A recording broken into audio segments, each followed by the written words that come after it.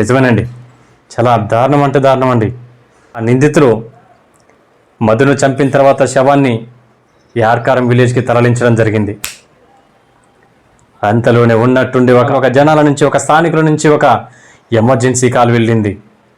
Sir, ఇక్కడ ఎవరు గుర్తు తెలియని వ్యక్తి చనిపోయినాడు సార్, సంచుల్లో మూటగట్టి మోరీలో పడేశారని చెప్పేసి కాల్ రాగానే పోలీసులు అక్కడికి వెళ్ళడం జరిగింది.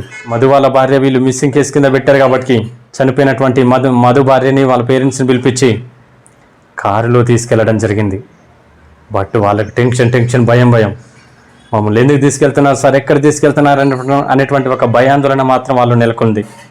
ఆ మోరీలో పడేసినటువంటి ఆ సంచిలో దాగి ఉన్న ఆ డెడ్ బాడీని చూసి మధు వాళ్ళ భార్య కన్ఫర్మ్ చేసుకొని ఇక్కడికక్కడే కుప్పగులినట్టుగా తెలిసింది. చాలా దారుణంగా చంపారు. ఏంటండి మరి రే, ఇంత దారుణమైనటువంటి మాటలు ఏంట్రా బాబు? ఎక్కడి నుంచి వస్తారే ఇలాంటి ఆలోచనలు?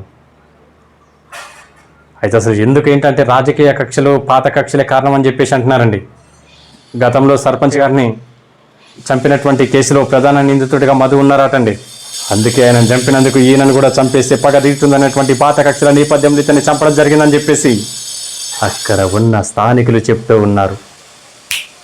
పోలీసు వాళ్ళు ఏం చెప్తున్నారంటే ఈ కేసులో దాగి ఉన్నటువంటి నిందితులను, సహకరించినటువంటి నిందితులను ఒక్కరిని కూడా వదిలిపెట్టే ఛాన్స్ లేదు. కఠినమైనటువంటి చర్యలు ఉంటాయి. జీవిత కారాగార శిక్షలు కానీ లేదంటే ఉరి శిక్షలు కానీ పడేటువంటి ఛాన్స్ ఉందని చెప్పేసి ఎస్ఐ గారు, డిఎస్పీ వాళ్ళు చెప్పడం జరుగుతుంది.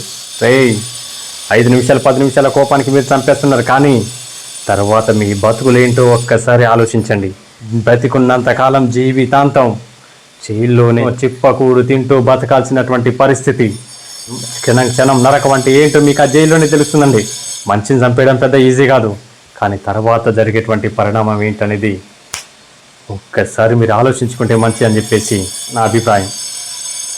Audience, viewers, YouTubers, watchers, TRS కార్యకర్త చింతలపాటి మధు యొక్క కేసులో, మధు యొక్క ఇన్సిడెంట్లో మరి మీ యొక్క అభిప్రాయం, మీ యొక్క స్పందన ఏంటనేది కామెంట్ బాక్స్లో కామెంట్ చేస్తారని ఆశిస్తున్నాను. Thank you.